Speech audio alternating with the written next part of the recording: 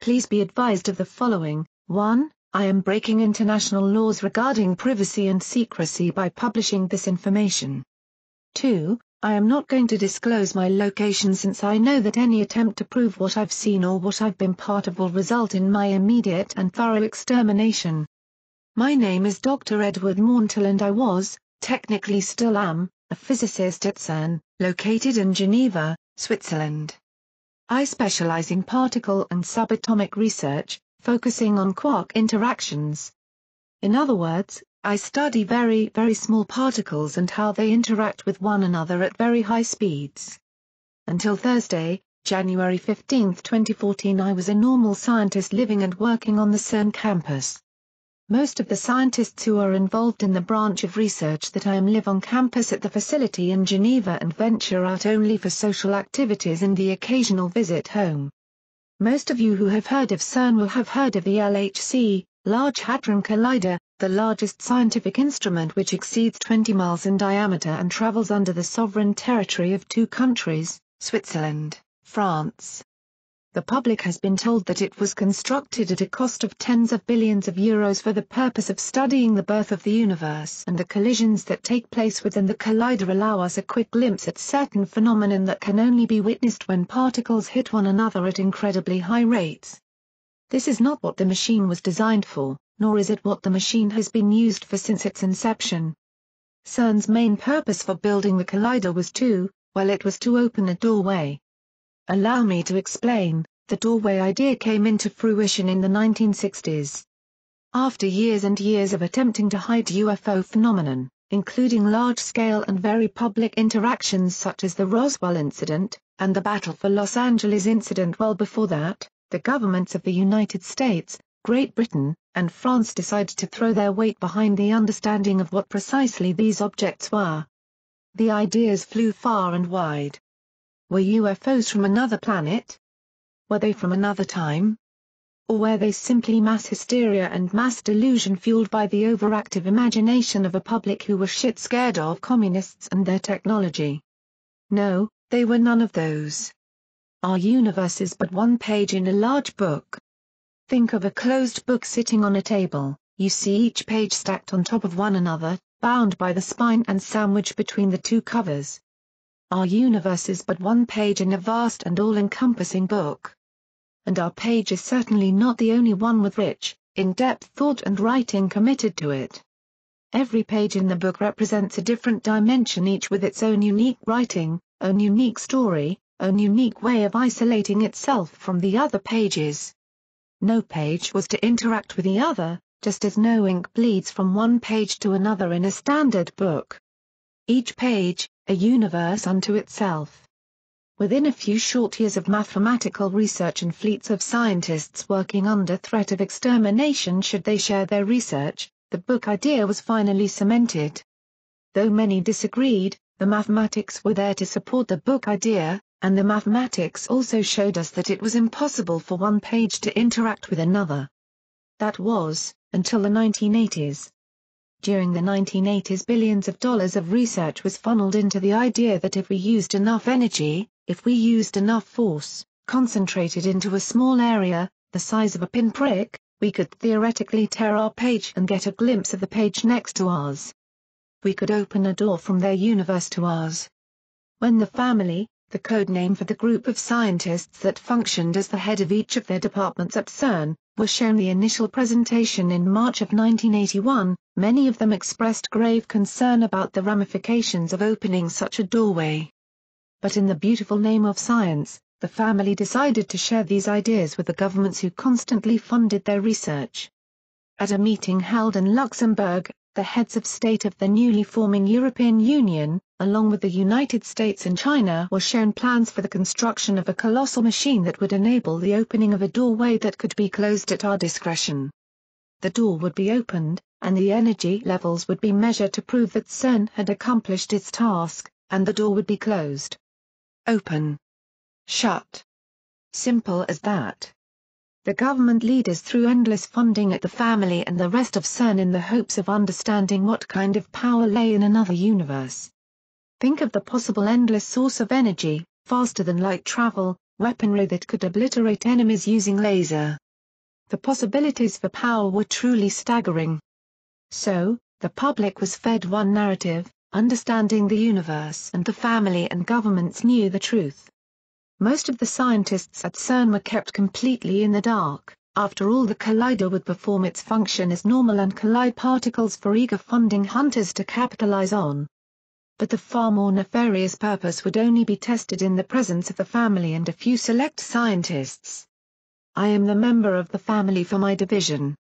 Obviously the original family have all retired or died out, but there is a new, younger, more eager to prove themselves group now at the helm, and the consequences of this were and are dire. So, with that established, allow me to explain what happened last Thursday. It was an ordinary day with the LHC scheduled to commit 2 collisions, one at 9 a.m. and the other at 6:30 p.m. Both went off magnificently and the experiments were deemed a success. We witnessed 2 full collisions and the general group of researchers were very happy with their work. Around 7 p.m., most of the team had filtered out of the observation room, and the machine had been put into its usual standby mode. As the room emptied, the ID clip that I had on my waist, which had a built-in display and vibrator, started to go off.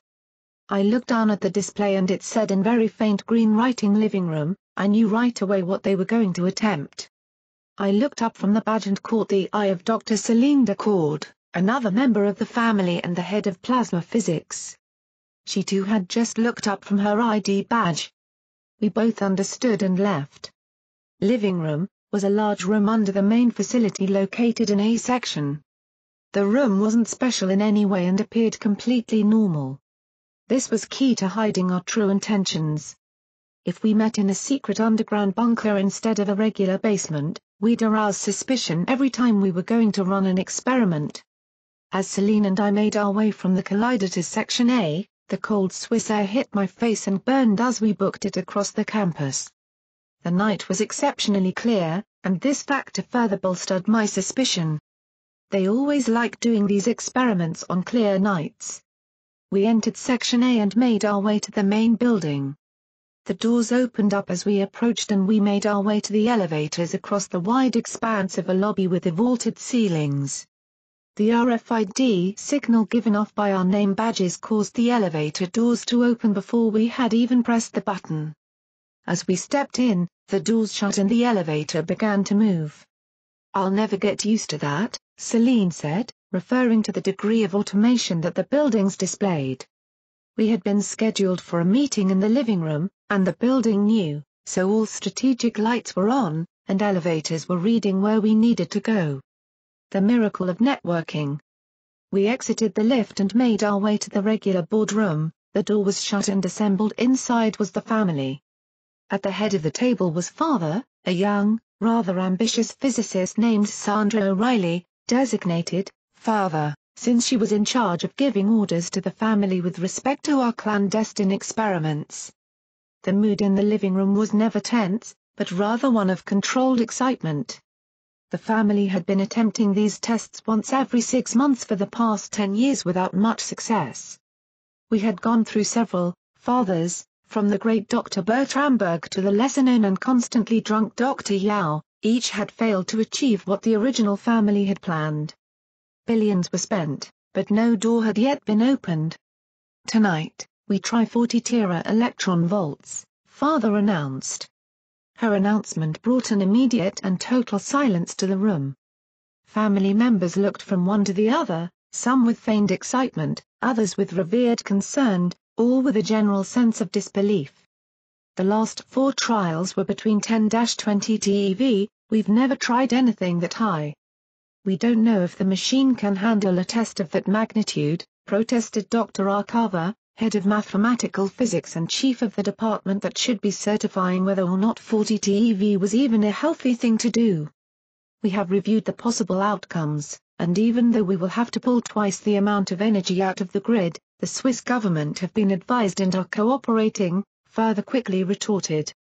Her sweet, controlled tone actually did help the situation. I looked over and Céline had been frantically writing down some calculations on a piece of paper. After a few seconds she shot up from her seat. "Father, Even if we try to reach 40 TeV, the math doesn't support that this is possible. We can't just throw the collider to the highest setting and hope for the best. Are there any other objections that you would like noted before we begin the experiment? Father asked, completely ignoring Celine's desperate pleas. Father surveyed the room and could see that she wasn't going to be met with other objections. After all, what was the point? They were going to go unheeded.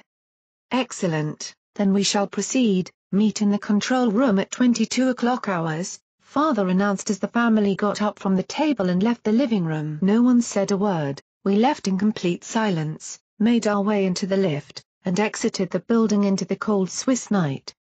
If the machine couldn't handle the electron voltage, it could become structurally unstable and break apart, but being buried underground prevented this from being a catastrophe. There wouldn't be loss of life, but the LHC would be rendered useless and billions of dollars worth of funding would be destroyed. On the other hand, if the experiment was successful and the door opened, could we close something functioning on 40 TeV? Our math had supported 10 TeV, 20 TeV, fuck even 30 TeV, but no one had dared go above that. However, this is where our role as scientist ended and our regrettable role of secret experimenter began. All we could do was say yes. At 22 o'clock hours, with the family assembled in the control room, and the handful of select CERN employees who understood the true nature of the experiment milling around, we commenced our grand try. Begin, was the only order that Father issued. The family members at the control entered the required programming to begin the collider, and so our fateful experiment began. Release the first particle sample, came the command. A few seconds later the sound of gas entering the collider could be heard. The gas started its 20-plus-mile journey around the collider, gaining more and more speed. Release the second particle sample, another sound of whooshing gas entering the tube and traveling into the opposite direction as the first. Both gaining speed, traveling faster and faster, approaching the speed of light. Like two runners, running around a circular track in opposite directions, not touching one another. Father, we are approaching 30 TeV, one of the commanders warned. Excellent, increase the energy to 35 TeV within the next 3 minutes. Father's commands once again brought grave concern. If anything was going to happen, it was going to happen now. Increasing to 35 TeV came the announcement over the intercom system. We all continued to look at one another, the concern growing graver and graver. Achieving 38 TeV, another announcement. But nothing, no explosion, no catastrophic failure, nothing. In theory 40 was possible, but never advisable. However, at 38, no specific structural damage signs were noted, nothing. 40 TeV achieved. We looked at one another in astonishment. We had achieved what we thought was impossible. 40 TeV of energy was pushing the particles through the collider and we were sustaining it. As the two particle clouds whizzed past each other, our first indication that something different was going to happen started to occur. There was a sudden spike in the temperature of the room. We could feel that it had gotten warmer, and the first reaction was one of panic. Shut the machine down, came the first exclamation from a family member. The machine is heating up. Explosion could be imminent. She continued. Wait! Exclaimed Father, her eyes glowing with the reflection of the computer screen in front of her. Look at the core temperature readout, they haven't changed, they're perfectly normal. We each looked at the closest computer screen we could find, all of them showing that everything was going well, except for the fact that the thermostat in the room now read 35 degrees Celsius, when we started out at a pleasant 20. Could this be it? Commence the collision sequence. Father barked the order into the microphone near her control console. Collision in 4, 3, 2. The methodical voice announced over the intercom. 1 inch an ethereal blinding light consumed the room. I had never experienced anything like this before. The temperature dropped back down to 20 degrees, and the light was overpowering us. We couldn't see our own hands in front of our faces. Suddenly there was a blood-curdling scream, like someone being horribly beaten, followed by complete and total silence and then darkness. Is everyone ok? Celine was shouting from her side of the room. "I'm fine." I called back, "Sound off." Mantill, code, FAM 0113, Decord, code, FAM 0115, Chung, code, FAM 0114. The family members present started to scream out their names and code designation as our eyes adjusted to the total darkness that had encompassed the room. With the sound of a bang, the emergency red lighting bathed the room in a lambent glow. We could make out shadows, but no distinguishing features. By this time, approximately 2 minutes after our encounter with the white light, we still had not heard Father sound off. "Where is Father?" Dr. Chung called out. We all turned to the seat that Father sat in, and could see a lump on the chair, but no sign of her. I entered the panel code to open the emergency exit and made my way through the escape corridor to the lighting box at the end of the hall. I turned the breaker and the normal lighting filled the control room again. Panic struck for Father's well-being. I turned and ran back into the control room. All of my fellow scientists were in complete and total awe. Nothing in the room was out of place, and the temperature had returned to normal. However, sitting in Father's chair was a pile of her effects. Celine ran up to the chair Father once filled and looked down with a gasp. "She's gone. All of her things are here, her jewelry, her clothes, her tamp. Everything." Where Father sat now rested her physical possessions. She had vanished into thin air. "Seal the room." Over the next 10 minutes a series of both helpful, and painfully obvious commands erupted from Dr. Chung. He was the senior scientist in the room and was almost a father figure not only to myself but to many of my fellow physicists. Head counts were conducted amongst the 22 scientists outside of the family, who were recruited to be part of the experiment. Luckily, Father's disappearance seemed to be an independent occurrence. The fact that the main control room was filled with senior scientists helped us handle the situation so much better. Methodical training and a fear of contamination of both material and electronic information was the most important concern at that time. We hurried to commence the network backup procedures that we were trained to undertake in the event of failure. The remains of Father's effects were removed, with a ruler acting as a pair of tongs, and carefully stored in 3 UPS bags, the only sealable thing we could find. The family members worked in silence for a few minutes, the shouting from Dr. Chung having died down. The junior scientists milled around on the lower level, having been advised not to leave the facility. A general look of concern had started to make its way across their faces. They could feel from the tension in the announcements that something very wrong had happened, but had no idea of the degree of damage. "Your mother, so you're now in charge, Chung," announced Dr. Nevathani, the Indian scientist, whose unassuming grandma ESQ shape betrayed her sharp tongue and short tolerance for bullshit. "You shouldn't jump to conclusion, Neva. Arthur can't take charge until we're sure that Father isn't here." Celine snapped at Neva. Tensions were running high and we were beginning to fray. Strong leadership was needed and Arthur Chung was the man. He had been designated by Father to take control of all security-related matters pertaining to the family 2 weeks prior to the incident. Arthur was number 2. Arthur was mother. "She's right, Sandra's not here, and she could very well be in danger. For the time being, I'll take control and attempt to coordinate what we should do. Our first decision has to be who to alert. I understand that the protocol calls for letting the Ministry of Defense know, but which other Swiss officials are on the list? You can't be serious. We can't tell a single soul about this." I couldn't keep quiet any longer. I shot up from the chair that I had been lounging in while the family politics played out. We couldn't tell anyone. There were very good reasons for this. Firstly, we've known from the beginning that if we were ever successful, we would be under heavy police surveillance and military scrutiny. Our lives would never be the same, but we would make the sacrifice, all in the name of science. But what now? What will they do to us now? We were part of the experience. The light immersed all of us. If they can't find Father, they're going to go after their next best samples. We'll be studied, tested, and tested again. Who the fuck knows? Maybe vivisection? Who knows? If we were just successful, we opened a door and didn't know how to handle it, and now one of our own has vanished. We cannot tell. I was screaming by the end of my tirade, my blood boiling with a sense of injustice.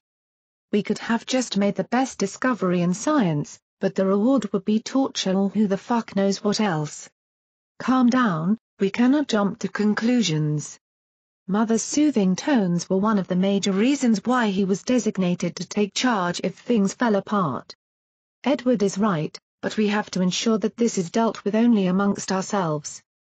We'll dismiss the assistants. Fewer bodies, fewer eyes and ears. Mother kept the calm.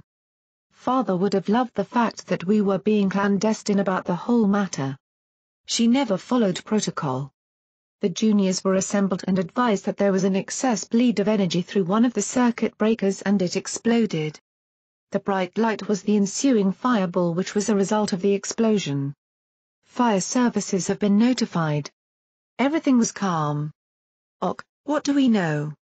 asked Mother, who had ascended the stairs to the control room on the second level after dismissing the assistants. The remaining members of the family had been instructed to continue searching, just as they had immediately after the lights came back on, just like they had after turning control over to Mother.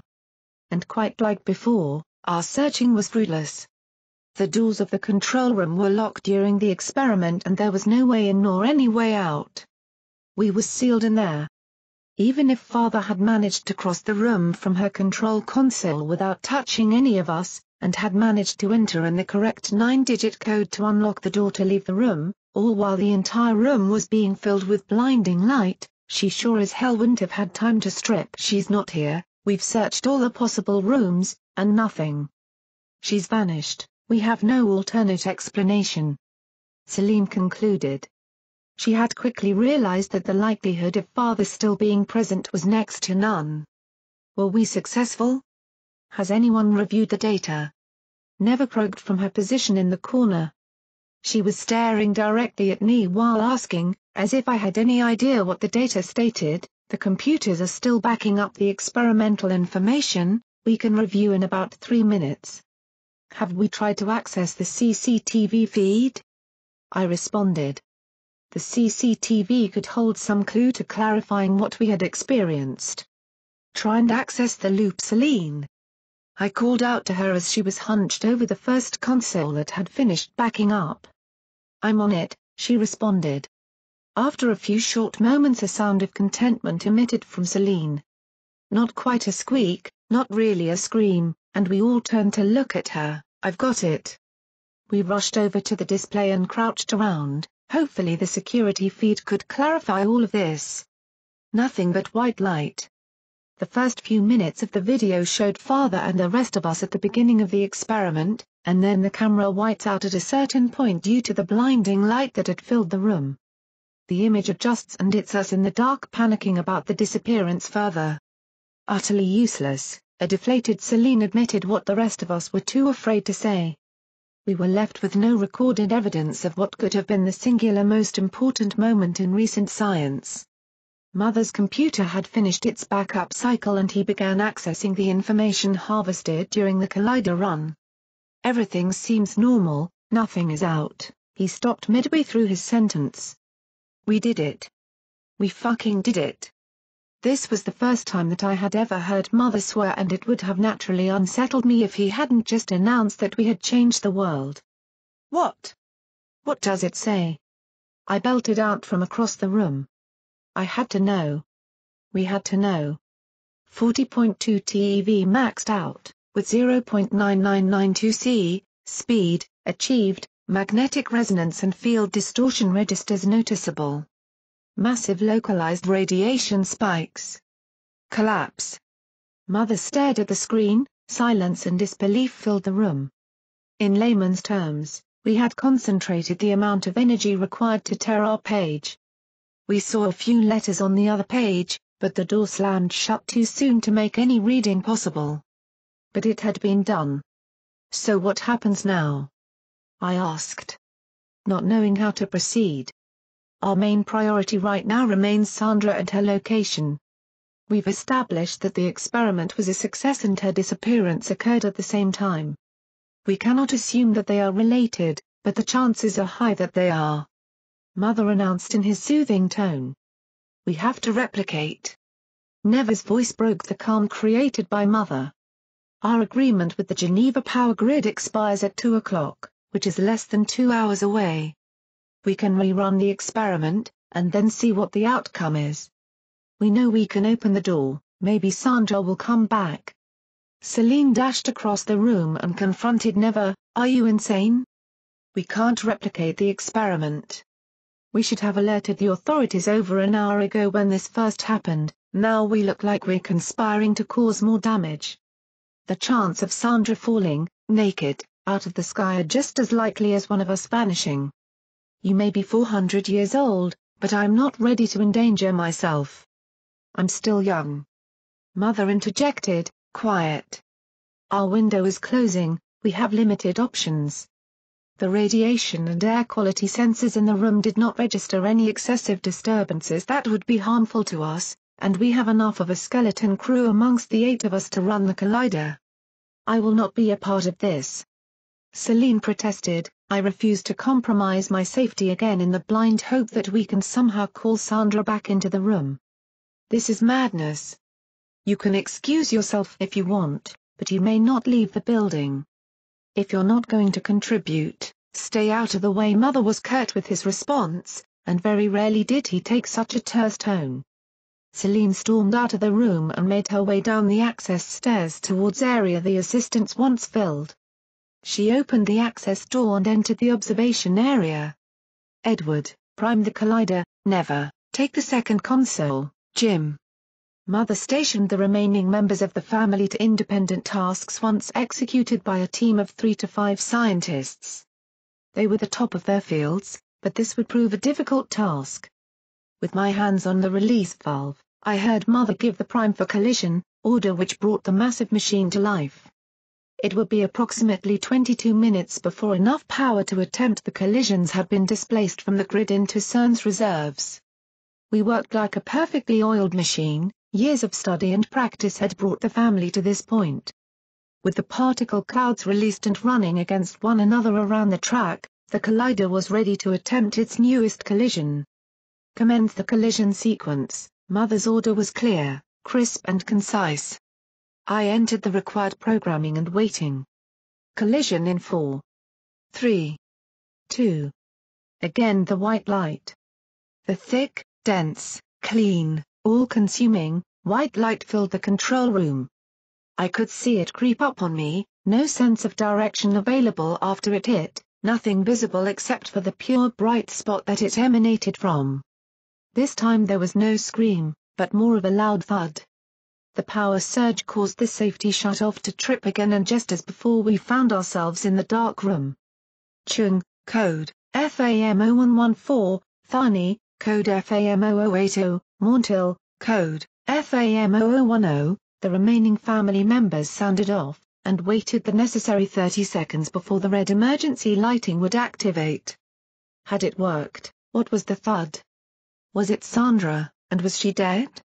The red lighting enabled. Lying in the center of the room, slightly bruised but overall appearing normal and completely naked, lay Father. We scrambled over one another to reach her. Stop! Yelled Mother. He had gone down the same corridor. I had to hit the lighting reset button. The regular lighting turned on, and we could see Sandra clearly. She was breathing, but we knew what we had to do. Mother was right, no touching. Is she breathing? Mother asked. Yes, I can see her abdomen moving up and down, Never responded. She had crouched next to Father and made no attempt to hide her concern. Even though she was tough, Sandra was a member of the team, and deserved her best effort. Mother threw a pair of gloves towards Never.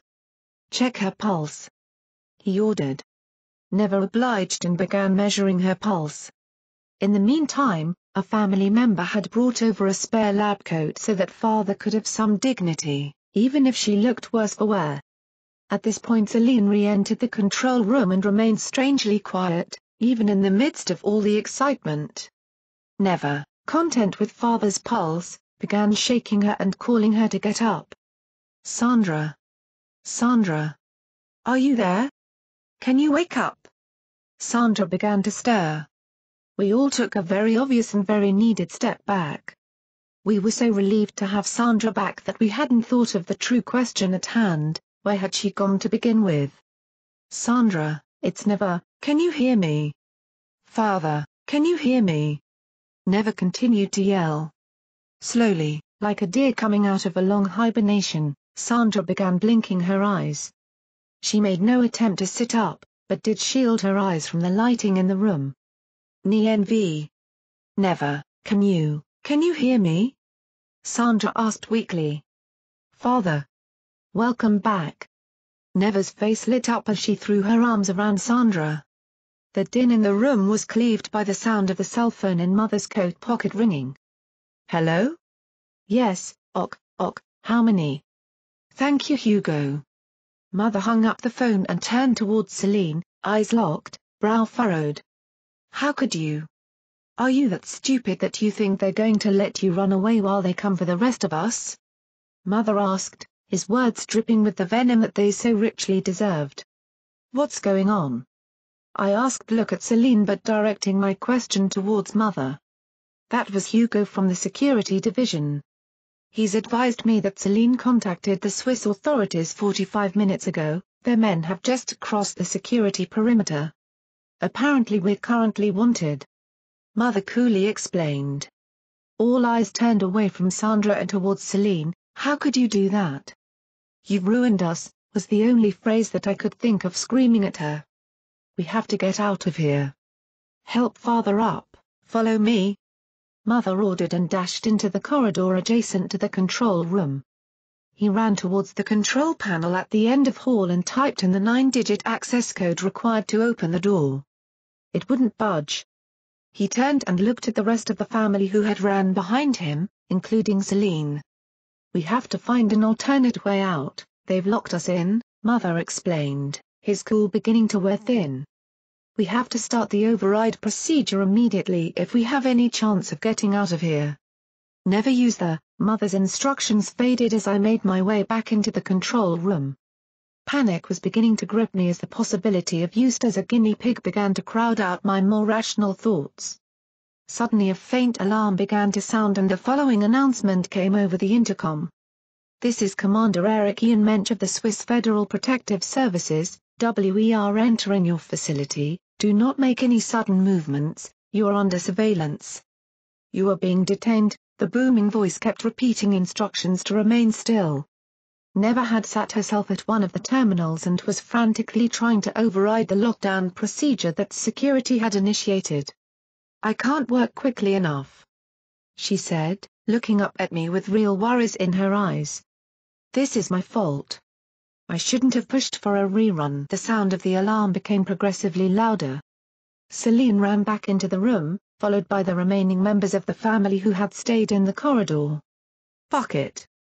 She exclaimed, and jumped onto the nearest terminal. She began viciously hammering away the keyboard, entering command after command. Suddenly the collider sprang to life with the loudest sound I had ever heard. It was a combination of a foghorn and explosion. I looked down from the control room just as the team of heavily armed security officers burst in the collider room. I'm sorry, Celine said. She looked up at me and entered one final line of code. Another explosion. The room filled with the same white light. The light lingered, and the point of emanation was more defined than the past two occurrences. There was no looking away from it. It was the most comforting, beautiful light that I had ever seen. I was totally transfixed. Come. Run. Let's go. It was Celine. She reached out towards me and pulled me into her. I could finally make out the details of her face, hers being only inches away from mine. We have to go now, Edward. She squeezed my hand and we slowly started to move forward. At least it seemed like it was forward. Directions were absent when we were in the light. She hit the wall and felt for the control panel. Even during her entire time of searching and feeling, she never let go of my hand. She felt around and was able to locate the control panel. My concentration, though wavering because of the phenomenon, was still present enough to remember that we were screwed. They had changed the access code, we were locked in the control room. "I've got it, come on." The sound of the door opening let me know that she was right. Had she somehow guessed the access code? What was going on here? As we fell into the corridor that abutted the control room, the light died down. It was more of a comforting glow than an all-encompassing brightness. Celine pulled me off the ground and continued to hold my hand. She was running and I had to keep up. Years of smoking did not help this situation. "Keep up, Edward." She barked at me, letting go of my hand and breaking into a full sprint. "We have to get away from there." "I'm coming." I was panting heavy. Celine was familiar with the Collider room and surrounding buildings, having been present at every one of the tests that were conducted since she joined the family. Darting from stairwell to hallway, I was beginning to lose my sense of location. I had no idea where we were. "Stop." Celine suddenly stopped running and was panting heavily. She was fit, but we had been at a full sprint for a good period, and even she was winded. "Give me your ID card." "Come on, quickly," she ordered, and began reaching for my waist where the card hung. She pulled at it as hard as she could, but the retractable string made it impossible to wrench off. I reached down and helped her unclip it. "We have to get rid of these, if we don't they can and will track us," she explained. She ran into a room at the end of the hall and called to me to follow her. "Celine! What the hell is going on? Why did you call them? Did you not think?"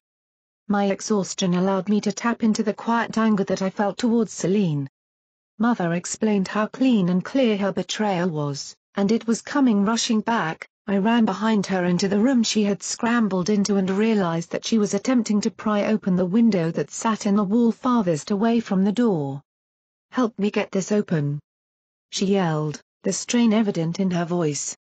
I ran towards her and helped her open the window.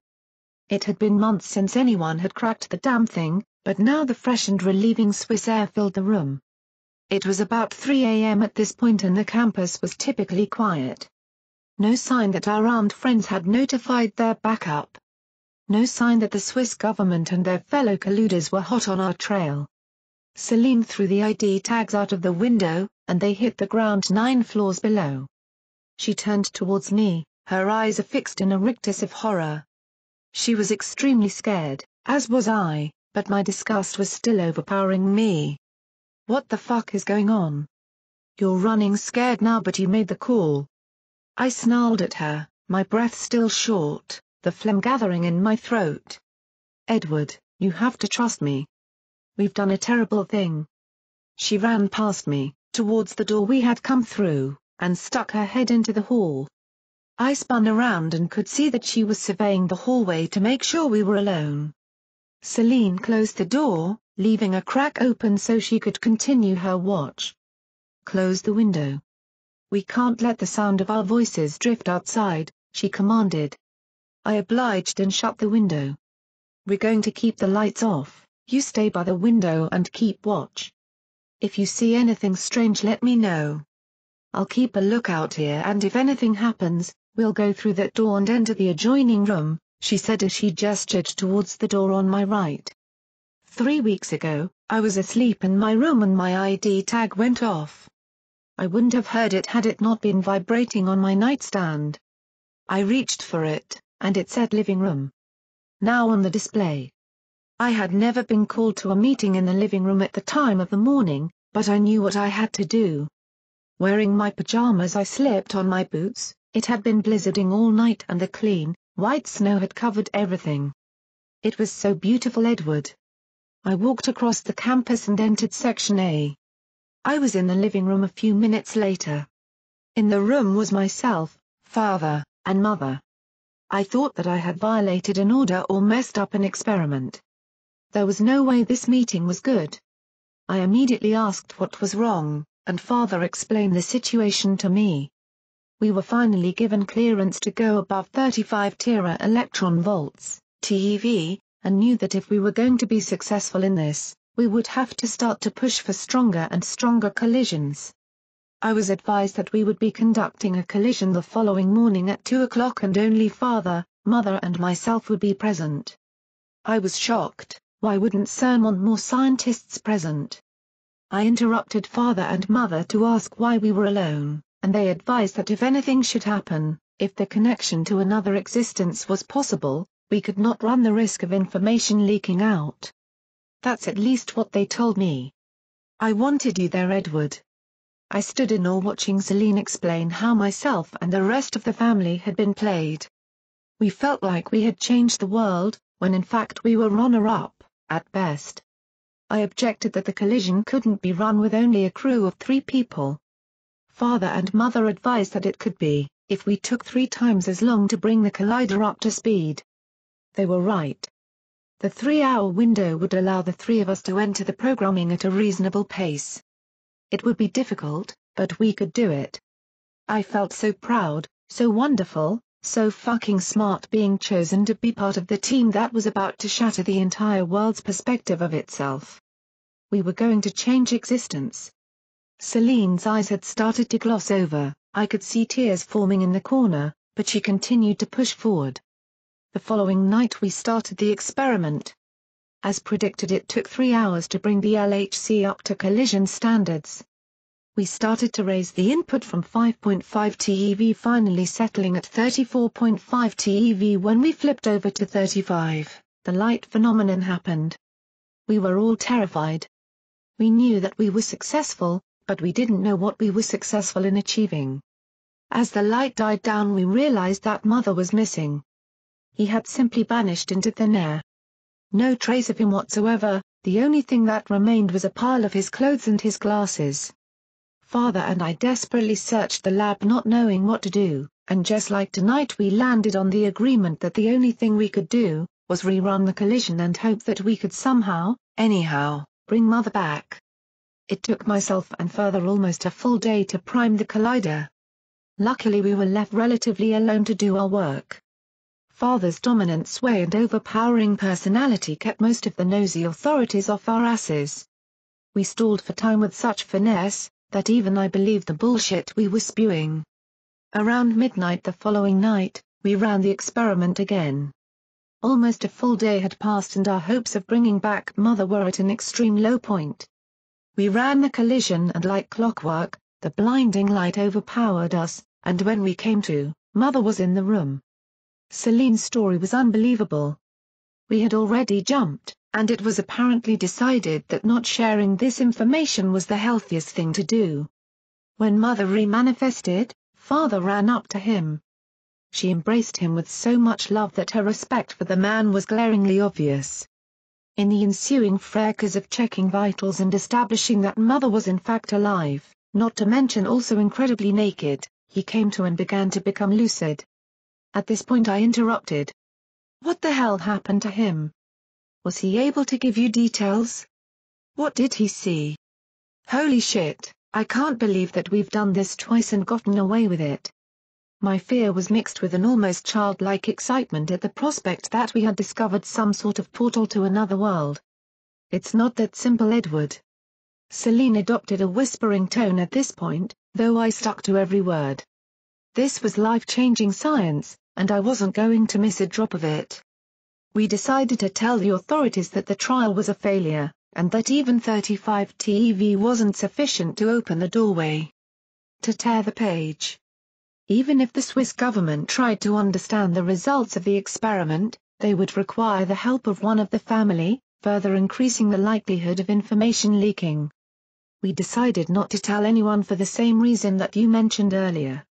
Could you imagine what they would do to him if they found out that Mother had made a leap or a jump or a shift or whatever pop culture reference we want to use to refer to what happened to him? Father tearfully begged me not to inform, to just keep it between the 3 of us. Even when pressed for answers, Mother was at a loss about his experience. He recalled nothing, aside from an incredibly sense of calm and ease. He was under no pressure, encountered no one, and felt like no time had passed. His experience seemed unbelievable but harmless enough. It was a relief to know that Mother and Father's trips were not detrimental to their well-being.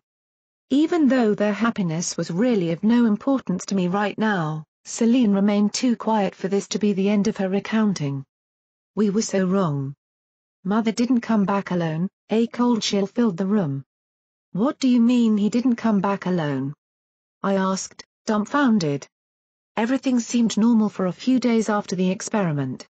Mother displayed no symptoms, and Father and I had several conversations to make sure that our story about stalling for more time between Mother's disappearance and reappearance lined up. It wasn't until 3 days after the experiment that I realized what we had done. My reluctance was getting the better of me. I had been present for the greatest scientific discovery in the history of the world, and I had watched as a fellow human had been ripped from our existence and then subsequently returned unharmed. Fuck, even astronauts go through a quarantine period after travel. Could Mother be infected with something? Could I go down in history as the scientist, that let the next massive plague spread because I refused to identify patient zero, like my protocol demands that I do? Celine's line of logic was clean and sound. She had witnessed something that could have exposed Mother to some dangerous pathogen that was quietly spreading. Celine continued. It began to weigh heavily on me, so I decided 5 days after the collision to tell the authorities. To be sure that I was going to be safely away from Mother when the authorities acted, I decided to jump into the security feed just like I had this afternoon. As I accessed the CCTV feeds, I saw Father making coffee in the main lab lounge area of Section K. Simple enough. She paused and locked eyes with me. Then I saw him entering a clean room from Section D. Then I saw him walk across the green in front of Section C. Celine stopped and looked at me. Celine, go on. I urged. Edward, don't you realize what I just said? She asked in a deadpan tone. Yeah, you tracked him throughout the facility. I responded back to her. No, Edward, I didn't see him do those things one after the other. I saw him doing them all at the same time. He was in Section D, C, and K, in the lab, in the lounge, and in the clean room, all at the same time. My mind needed a few seconds to process this. But how is that possible? Someone would have noticed if multiples of the same person were just walking around the place. Did you check the timestamps in the videos? My scientist mind refused to settle on the doppelganger theory. Reason and logic never fail that badly. Celine remained quiet for a moment, and then whispered in a terrified tone, "You have to have felt the light in order to see them." Before I could react, something in my peripheral vision caught my attention. I looked out the window and saw several dozen heavily armed men heading in our directions. "We have to move, Celine. Now." I ran across the room, grabbed Celine's hand and dashed into the hall.